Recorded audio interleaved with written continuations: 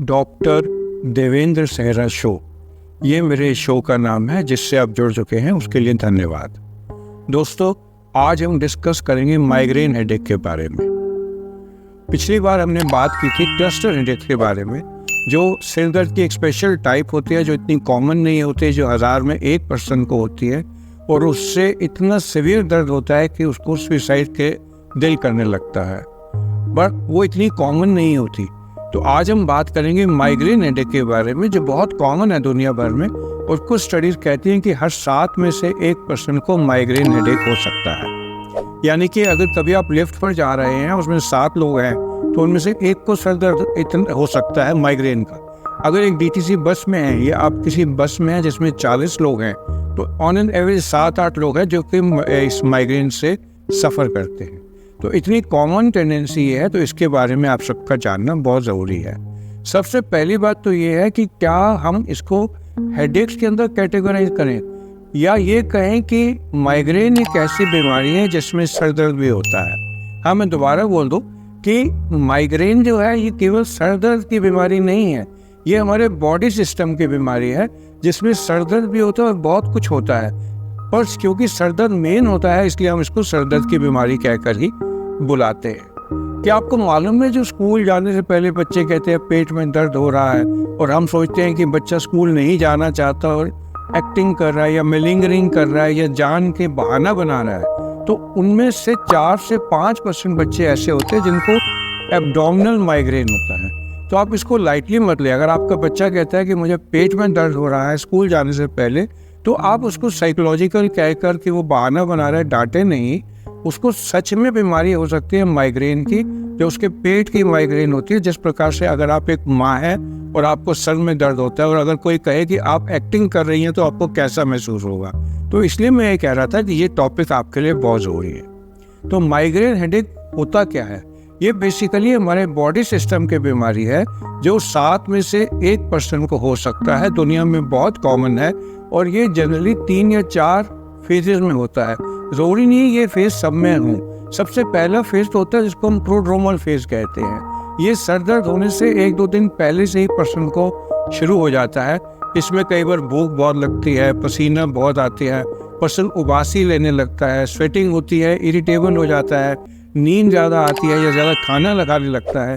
फिर एक आता है ऑरा का फेज, जो कि प्रोड्रोमल फेज के बाद होता है, जो 15 मिनट से आधा घंटा चलता है, जब पर्सन को पता लग जाता है कि मुझे सर दर्द होने वाला है। अगर वो ऑफिस में है तो ऑफिस से घर आ जाएगा, मार्केट में है तो वो लेडी घर आ जाएगी।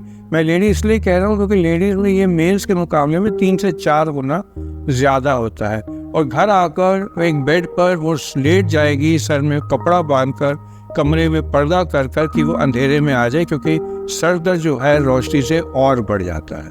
और इसके बाद फिर वो फेज आता है जब सर दर्द चलता है। वो फेज के एक तरफ होता है थ्रॉबिंग में होता है। कुछ लोग तो आके मुझे ये रिपोर्ट करती है लेडीज़ के, जैसे सिर में उनका हार्ट आ गया हो, कि जैसे सिर जो है वो थ्रॉब ऐसे करता है जैसे हार्ट पंप कर रहा हो। ऐसा 1 से 2 दिन चल सकता है। अगर दवा ले तो जल्दी ठीक हो जाता है, और दर्द खत्म होता है तो जल्दी उससे उल्टी आती है। उसके बाद पेशेंट को रिलीफ होता है, पर पूरा रिलीफ नहीं होता। उसको हम कहते हैं पोस्ट माइग्रेन हैंगओवर।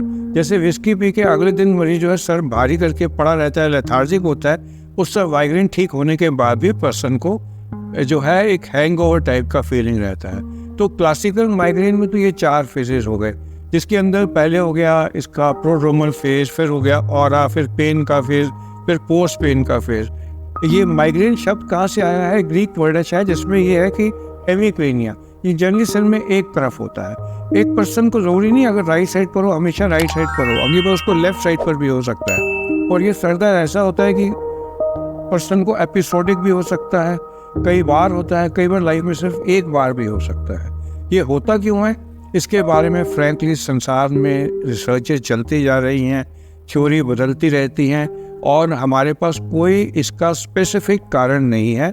इसको हम कहते हैं न्यूरोवैस्कुलर हेडेक, यानी कि कुछ बदलाव केमिकल से नर्व्स और वेसल्स में आते हैं, जिससे कि सर दर्द प्रेसिपिटेट होता है। और ये बात में भी काफ़ी लोग मानते हैं कि जो हाइपोथैलेमस हमारे ब्रेन के सेंटर में होता है, वहाँ से कुछ ऐसे केमिकल रिलीज होते हैं जो कि हमारी ट्राइजेमिनल नर्व एक होती है उसको सेंसिटाइज कर देते हैं। तो इससे पर्सन में क्या होता है, शुरू में उसको फोटोफोबिया यानी कि रोशनी देखने में प्रॉब्लम लगती है। रोशनी देने के बाद उसको सुनने में प्रॉब्लम, फोनोफोबिया, आवाज़ भी उसको पसंद नहीं आती, और उसको सेंसरी सेंसेशन आ सकती हैं, चूटे काटने की, टिंगलिंग या नर्वनेस की। और कई बार तो मरीज़ जो है उसको ऑक्यूलर प्रॉब्लम्स आती हैं, जैसे उसको रोशनी में बिजली चमकती सी लगती है और इस तरीके की फीलिंग आती है और पर्सन घबरा सा जाता है, और उसके बाद ये सिर दर्द आ जाता है। अच्छा, अब ये सिर दर्द किन लोगों में ज़्यादा होता है? जैसे मैंने आपको पहले कहा, लेडीज़ में होता है। फिर कुछ खाने की चीज़ें होती हैं जिनके खाने से ये सर दर्द ज़्यादा होता है, जिसमें पनीर खाने से ये ज़्यादा होता है। कुछ लोगों को केला ज़्यादा खाने से ये होता है, या केला खाने से होता है, चॉकलेट खाने से होता है, जो मोनोसोडियम ग्लूटामेट होता है, रिनोमोटो, चाइनीज़ डिश में जो डलता है वो खाने से होता है। ये नाइट्राइट से होता है। नाइट्राइट हमारे मीट, मांस, ये जो चिकन वगैरह जो बाज़ार से मिलते हैं, इसमें प्रिजर्वेटिव की तरह यूज़ होते हैं। तो अगर आप बाज़ार से लिए हुआ प्रोसेस फूड लेंगे तो उससे भी सर दर्द हो सकता है। तो इसको अवॉइड करने के लिए ये सारे प्रेसिपिटेटिंग फैक्टर अवॉइड करने होते हैं। साथ में पर्सन की पर्सनैलिटी बहुत इंपॉर्टेंट है। अगर कोई लेडी मेरे पास आती है सर दर्द से, इस तरह का सर दर्द आती है, तो उनसे अगर पूछा जाता है तो उनकी मदर को, उनकी सिस्टर्स को इस तरह की पेन बहुत कॉमन होती है। और साथ में पर्सन की पर्सनैलिटी भी स्पेसिफिक होती है। जिन लेडीज़ को ये सर में दर्द होता है वो बहुत ज़्यादा मेटिकुलस, पिक एंड स्पैन रखने वाली होती हैं। उनका घर बिल्कुल आर्मी मैन के डिसिप्लिन की तरह होता है, सफाई पसंद होती है, और जब भी सफाई उतनी नहीं मिलती तो ये सर दर्द हो जाता है। और ये सर दर्द मैरिटल डिस्कॉर्ड का भी बहुत कारण बनता है, क्योंकि जनरली जिस दिन कोई इवेंट होता है, पब्लिक इवेंट होता है, जैसे घर में कोई शादी है, या मान लीजिए शॉपिंग पे संडे को निकलना है, तो ये दर्द संडे को होता है। और ये भी देखा गया है कि मुस्लिम कंट्रीज़ में जहाँ पर फ्राइडे को छुट्टी होती है, वहाँ पर लेडी रिपोर्ट ये फ्राइडे को सर दर्द ज़्यादा करती है।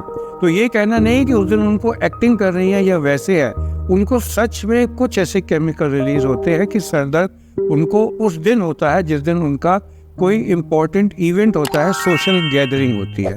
और ये भी देखा गया है कि ज़्यादा धूप में निकल के शॉपिंग करने से, रात को लेट नाइट करने से, जल्दी उठने से भी ये सिर दर्द हो जाता है। कई लोगों को कॉफ़ी पीने से ये प्रेसिपिटेट हो जाता है। तो अगर ये हेडेक है इस तरीके का, तो सबसे पहले तो हमें कारण रूल आउट करने हैं सेकेंडरी हेडेक के।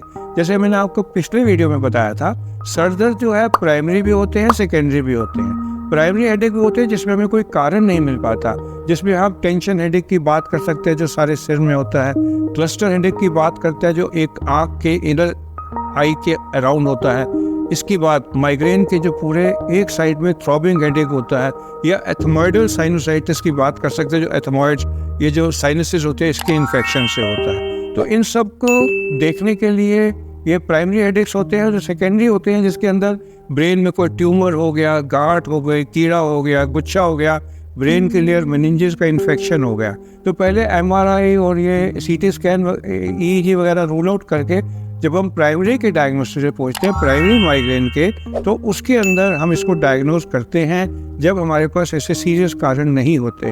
और इसके लिए हिस्ट्री टेकिंग बहुत ज़रूरी है। इसलिए अगर आपको ऐसा कोई सर दर्द है तो अपने डॉक्टर से जाकर ज़रूर मिलो।